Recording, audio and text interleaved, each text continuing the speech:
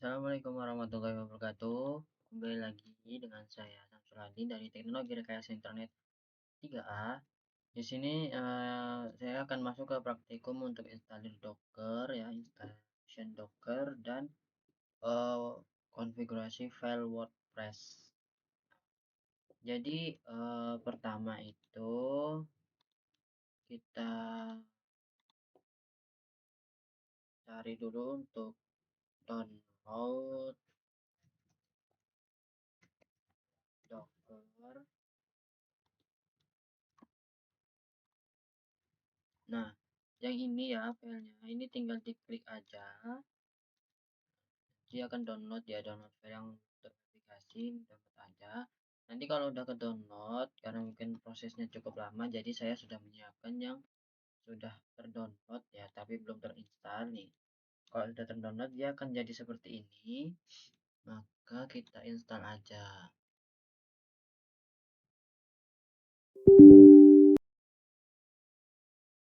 Di sini dia akan melakukan install. Ini udah selesai. Kita oke aja. Belum ding. Berarti tadi meminta konfigurasi ya. Sorry.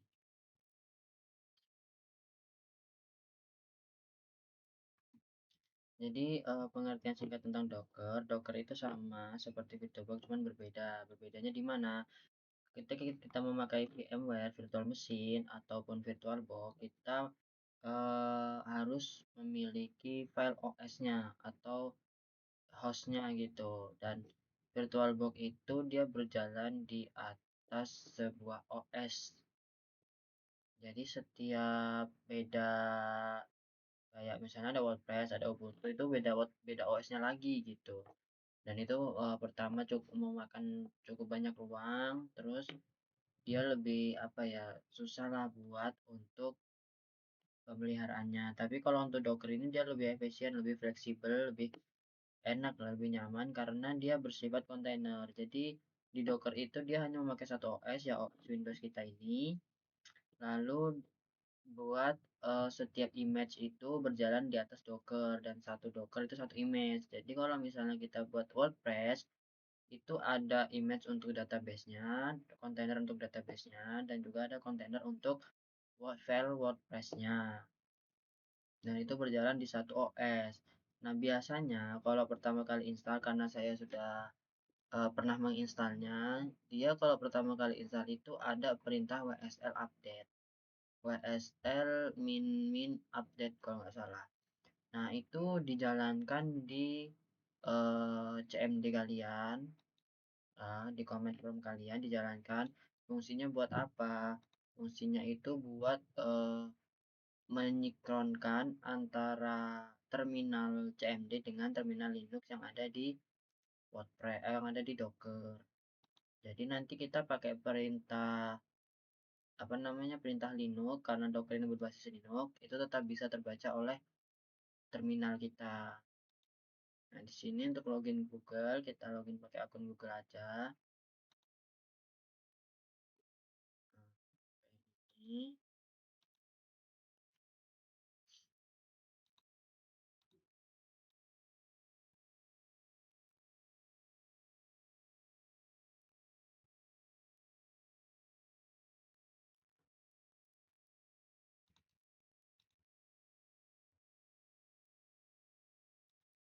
Nah, tampilannya seperti ini ya.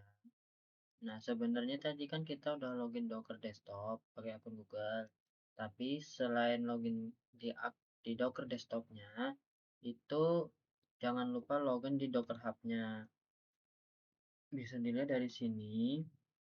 Dan di sini ini klik kanan, terus di Docker Hub.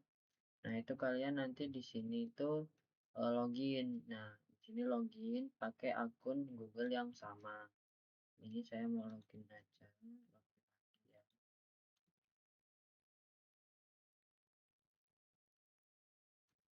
Nah, ini udah login.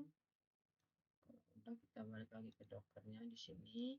Nah, di sini kan udah terinstall nih. Nah, saya coba untuk buka terminalnya. Nah, Sini saya akan mengkonfigurasi file WordPress ya. Nah, sebelum itu karena saya sudah pernah melakukan praktikum sebelumnya, jadi saya sudah menyiapkan eh, beberapa perintah agar tidak terlalu lama. Contohnya seperti ini. Jadi yang pertama kita butuhkan untuk si Docker apa sih WordPress pada Docker ini itu adalah database, file Dockernya sendiri, lalu network rate-nya untuk WP-net-nya, dan ini settingan buat database-nya, dan ini buat file WordPress-nya. Pertama kita pull untuk MySQL atau database-nya. Nah, pull ini, maksudnya pull ini kita menarik image ya. Image yang ada di, sebenarnya di Docker Hub ini disediakan beberapa image, contoh MySQL. Nah, di sini ada nih ya, ini tinggal kita pull aja, tapi saya menggunakan terminal, sebenarnya sama aja.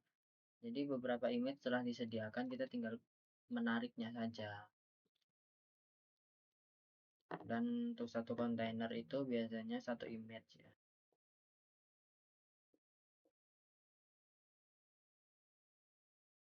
Nah, ini tunggu proses pullnya selesai. Lalu setelah itu kita melakukan uh, untuk WordPress-nya, kita menarik untuk file WordPress.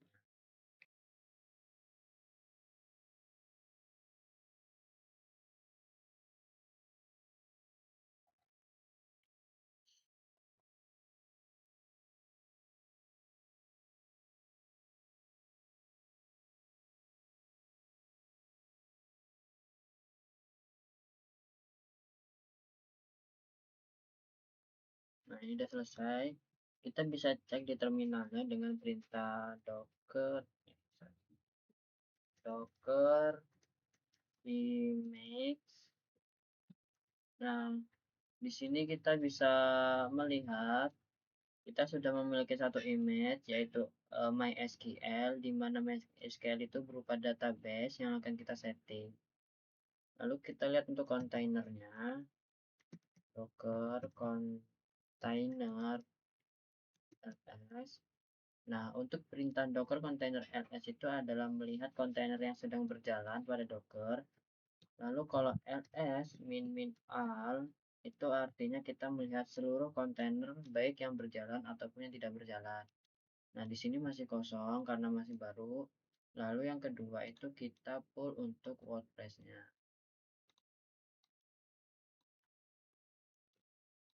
Di sini kita pull, kita tarik file WordPress-nya.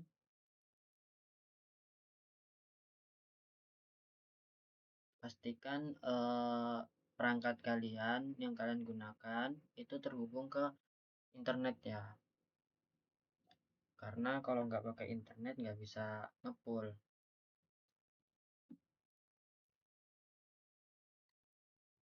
Kalau kita pakai terminal itu kita bisa melihat prosesnya seperti ini. Kalau kita langsung pull dari sini, itu kita hanya tinggal menunggu saja dia loading tanpa memperlihatkan prosesnya.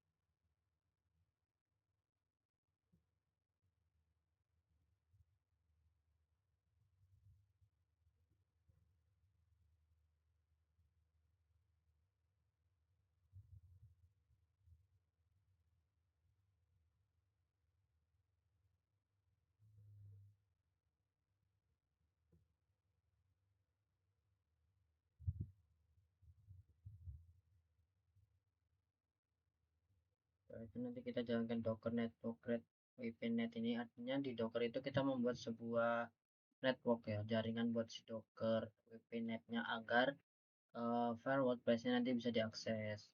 Dan Di sini kita bisa lihat untuk Docker Run Windy itu artinya kita membuat sebuah kontainer dan langsung menjalankannya gitu, apa namanya, start-nya gitu. Pertama ini,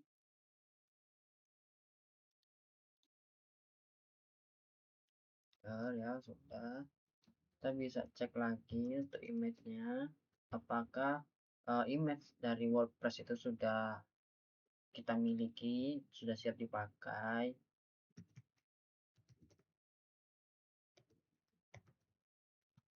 Nah, di sini sudah ada WordPress dan MySQL. Nah, di sini saya terangkan terlebih dahulu, Docker run min-d itu artinya kita membuat dan langsung menjalankannya. Min name itu artinya kita memberikan nama untuk si kontainernya. Di sini namanya database. Min e itu artinya lanjut, artinya di dalam kontainer database kita itu memberikan settingan berupa database yang bernama. Ini sebenarnya bisa diganti, cuman di sini saya menggunakan nama saya ya. Namanya Samsul, lalu MySQL user itu Samsul, ini buat database, nama database ini nama user ya, aksesnya, lalu passwordnya admin 2025. Dan ini MySQL password ini saya kasih untuk root 123. Nah, di sini db data var lib ini untuk pet-nya. Pet db datanya di mana, dan ini terakhir ini itu adalah image-nya, image yang akan kita gunakan di database-nya.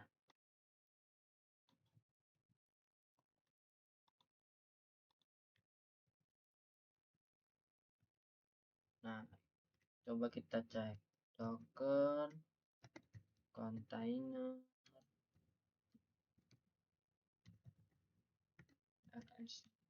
Nah, di sini bisa kita lihat ya, ada satu kontainer bernama database yang menggunakan image MySQL 5.7 create 12 second ago. Di sini statusnya up. Terus di sini port 3306 TCP. Cuman kemungkinan port ini tidak bisa diakses karena hanya database. Lalu ini sama docker run min-d, terus nama WordPress kita memberikan nama si kontainernya, lalu link database apa titik.mxl, di mana link ini menghubungkan kontainer ini menghubungkan ke kontainer si database dengan konfigurasi WordPress DB hostnya yaitu database, lalu WordPress DB usernya itu ini nama saya. Di sini WordPress host database itu maksudnya nama dari kontainernya, lalu passwordnya, dan nama db name ini artinya nama databasenya. Yang pertama host itu nama kontainernya, name itu nama databasenya, user itu nama si user yang ada di database. Ini harus sesuai, kalau nggak sesuai dia akan error biasanya. Kita coba aja nanti apakah di error atau enggak. Nah, ini min p ini artinya kita memberikan port kepada si WordPress ini, yaitu 8080. Ini port yang kita buat, yang kita konfigurasi, dan 80 ini adalah port default dari si file WordPress-nya sendiri. Ini buat path-nya dan ini untuk image-nya yang kita gunakan. Nah, di sini kita cek lagi. Ada dua kontainer yang berjalan ya. Nah, bisa lihat juga di sini di mana ya? Image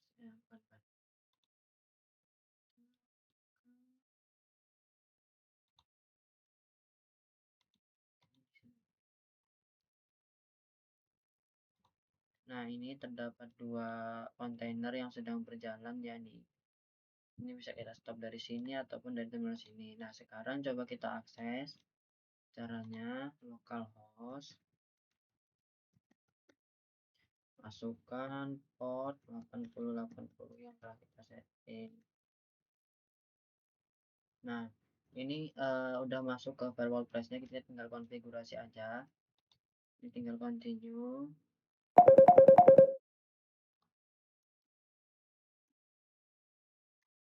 Nah, ini kasih titel namanya untuk si padnya itu kita kasih apa ya, webnya itu kita beri nama web apa gitu kan. Misalnya blog blog saya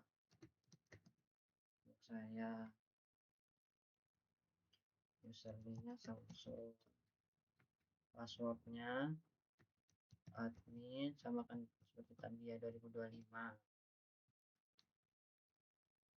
migrasi emailnya tadi 1225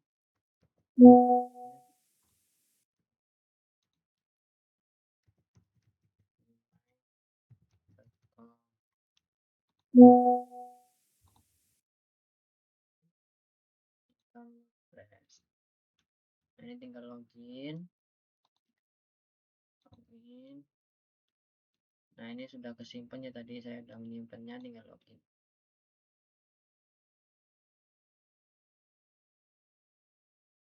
Nah, ini sudah berhasil, artinya database dengan file WordPress-nya sudah sesuai. Kita berarti konfigurasi yang kita lakukan di Docker itu sudah berjalan. Dan kalau misalnya kita mau Ubuntu juga nanti bisa, tinggal kalau Ubuntu kan nggak pakai database ya, dia langsung pull image-nya, lalu buat kontainer, lalu kasih port dan start, itu aja. Nah, mungkin cukup sekian video kali ini, saya akhiri. Wassalamualaikum warahmatullahi wabarakatuh.